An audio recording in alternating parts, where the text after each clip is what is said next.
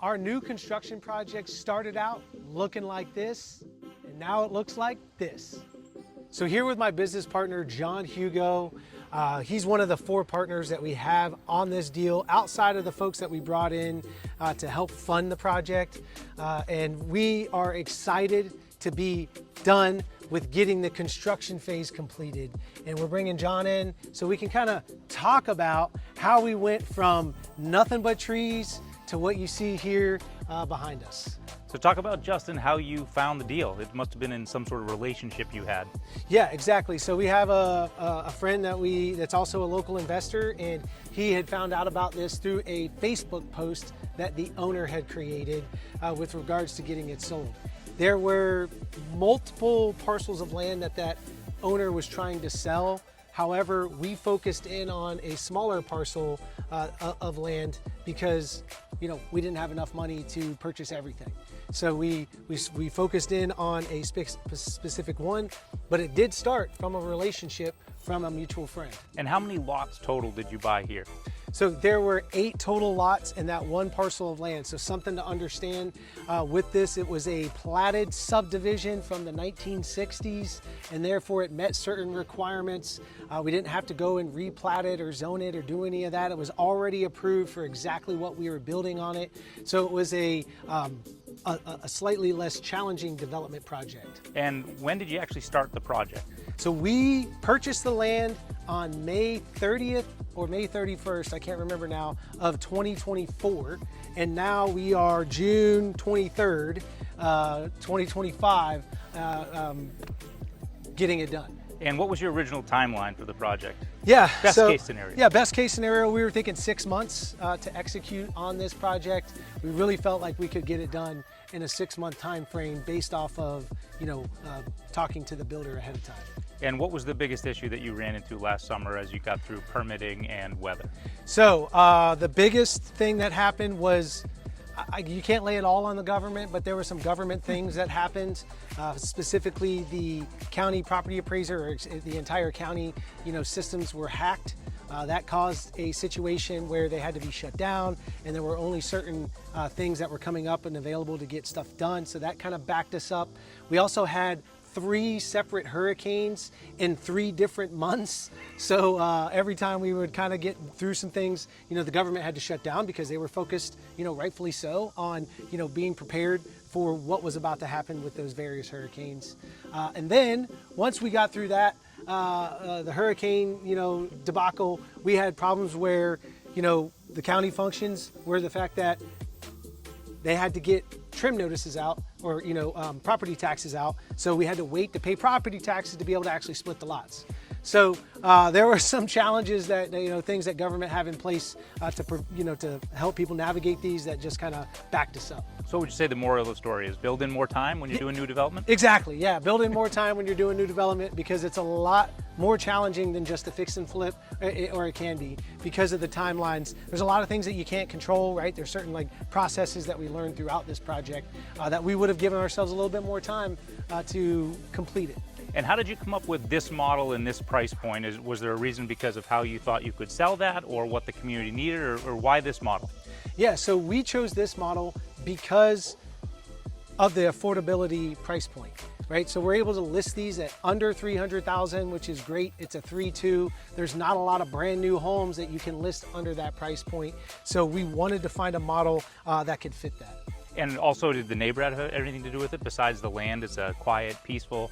Great question. We went with this. As you can see, they don't have garages. So we specifically chose that because it helps with the affordability, but it also meets with what the surrounding area has. There's quite a few homes around here that do not have garages, not nearby specifically, that you can see just by pointing or not. But as you drive in, you see there's a lot of homes that just do not have garages on them. So it's kind of a, par for the course, if you will. Well, let's take a look inside and show people what came up in the inside builds. Yep, absolutely. So now we're in the inside, and as you can tell, the space is beautiful. We wanted to build a product that we would want to live in.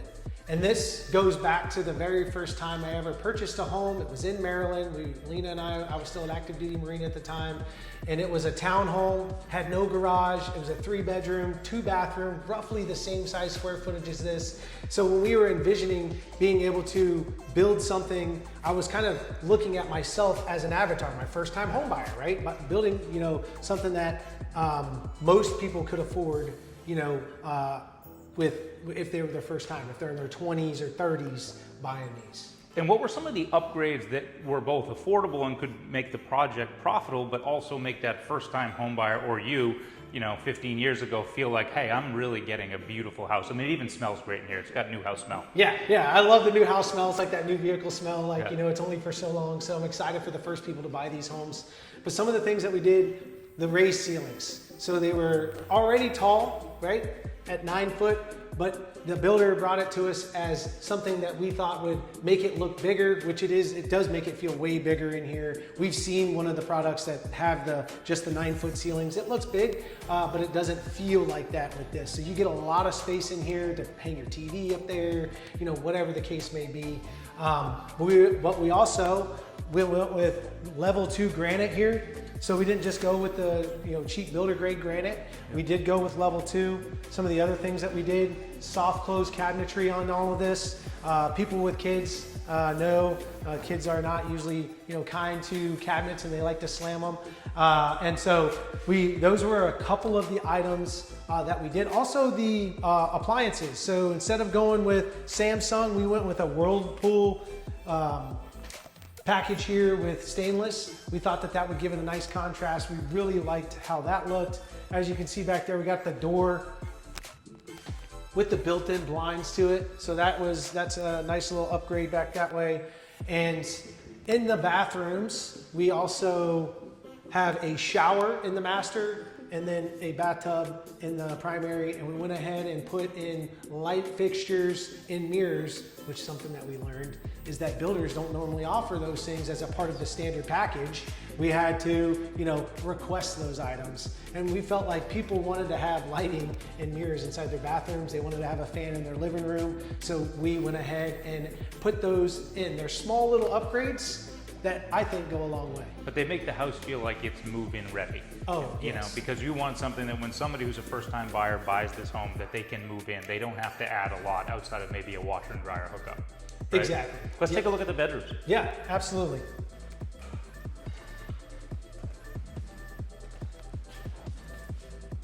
So when we get back in here into the bedroom space, all 3 bedrooms are, right around one another. The good things when you look at some of this though, is that primary bedroom that's right over this way, we'll go check it out here in a minute, is that you do have some space where the 2 bathrooms are up next to each other. So another part of that affordability price, we're sharing plumbing and drainage right there. So that's a nice thing. And it's giving you, as the owners of the home and the primary room, some space from the other 2 rooms from your kids or guests, whoever are gonna be here.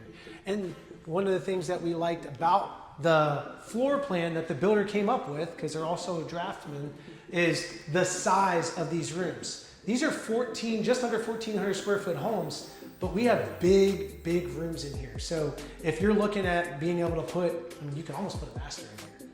Yeah. Or excuse me, a king size bed in here if you wanted to. So it's really large. Again, with the closets, the same thing, large closets in the spare bedrooms.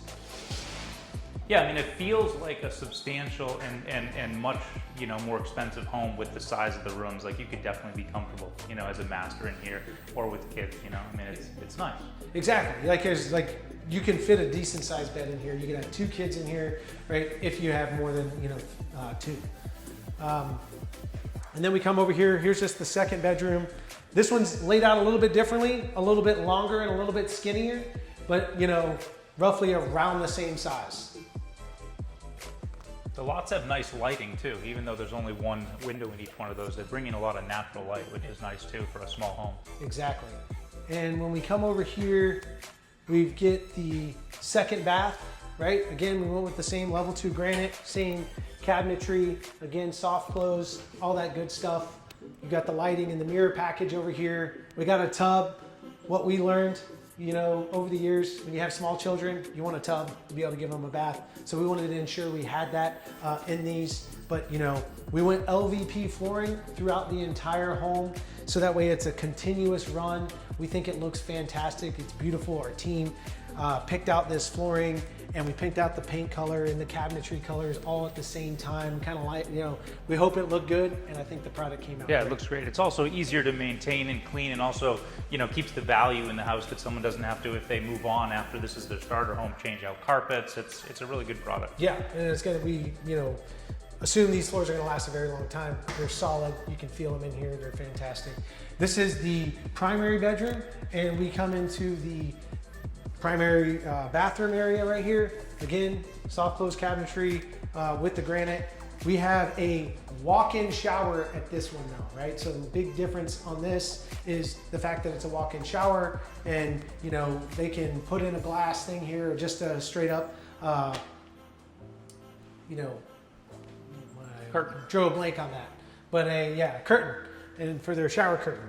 And then when you get in here into the bedroom section, it's really big, right? When you look at this one compared to the spare bedrooms, this one is really big. You can definitely fit a king size bed in here and have plenty of room on both sides for your end tables. And then it's got a really, really big closet, which I really like the way that it is lined out here, with it being flush essentially, because when you see inside, it really goes pretty far back here. So it's a big closet that doesn't look that big from the outside.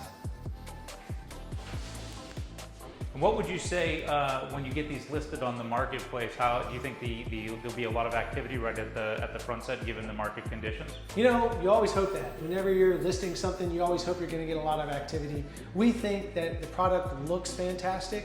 We think that it's going to be priced very, very well, under $300,000, like well under $300,000. Wow. Not, you know, $299,900, like Right. under $300,000, like $285,000 for the one that's on the smaller lot, $286,000 for this one here, which is on a slightly larger lot on the end. It's a very nice little setup here. It has 2 road frontage, so you could, you know, have like a little shed or garage in the back or something like that. And so not only is it beautiful, but it's also going to be priced well. It's also extremely close to a lot of various things, to the downtown of Brooksville, to the local parks, to the local schools. It's not far from the expressway. So again, when you think about like location, it's in a great location when it's in proximity to the various things that people are going to want to you know, venture out towards. So I think that it's going to, you know, do pretty well. Mm-hmm. And what about for your investors that help finance this project? How has it been for them in terms of patience with this taking a little bit longer, and what do you think their happiness with the project will be when it's all said and done? That's fantastic. We have fantastic partners on the investment side with this. They understood going in, it was our first time. They were Right. taking a shot with us. We're, you know, providing them with what I assume is a great split on the project. We did all the work, and they just provided capital, which we're super grateful for. You can't do projects like this without capital. So bringing somebody on the team that can bring the capital and we take over from there really kind of is a great partnership. We enjoy putting in the work, coming out here every day, taking a look, and we know they're invested that way as well. One of our partners, you know, they've come out here and recorded content for themselves. And, you know, other partners are active duty Marines that are, you know, out in the world just getting after it, you know. And so they, with one of like, they're getting updates, you know, they're asking like, when are we going to be able to do them again? I've already been asked, hey, can we do another one type thing? So when we go to do the other 6, you know, we're probably going to have 2 folks ready to invest again.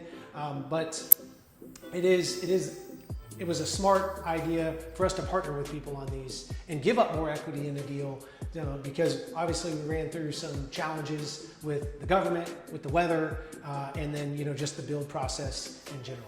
So the $1 million question: when do you start the next lots on this project? Hey, as soon as we get these under contract, we will feel more confident about what they will sell for, which then allows us to raise money privately again. To do all 6 at once, we could also go to hard money lenders at that point in time.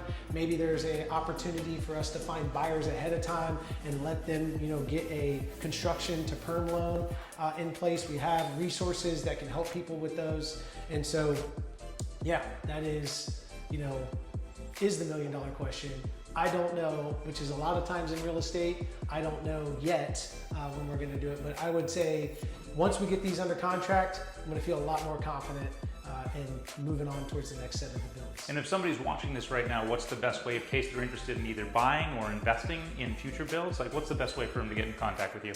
Yeah, if you go to our website, justinoerealestate.com, you can get all of our information, which is a number to my office. You get my email, you get other folks on my team. So if you can't get a hold of me for some reason, there's many ways to do that. You can also check us out on Instagram at Justin Noe Real Estate, on YouTube channel, which you're watching right here, and all of these other various areas to get a hold of us. If you have my personal line, feel free to call that as well. If I don't answer, I'll call you back, shoot me a text, and we'll make that happen. Well, I think it's a great project. Can't wait to see how they sell, man. Yeah, absolutely.